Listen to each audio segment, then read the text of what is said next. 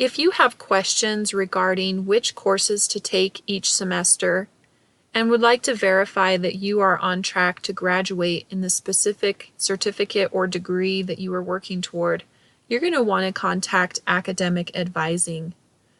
An academic advisor is a person who is specialized in making sure that you are on track to reach your academic goals.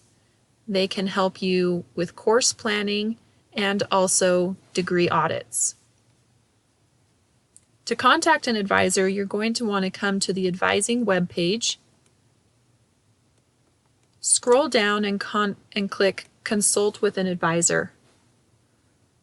From here, you will click Contact Advising,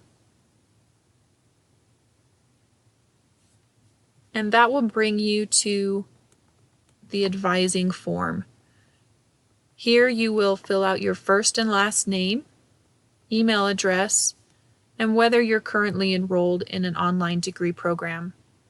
Click Next, and once this form is submitted, you should hear back from an advisor within 1 to 2 business days.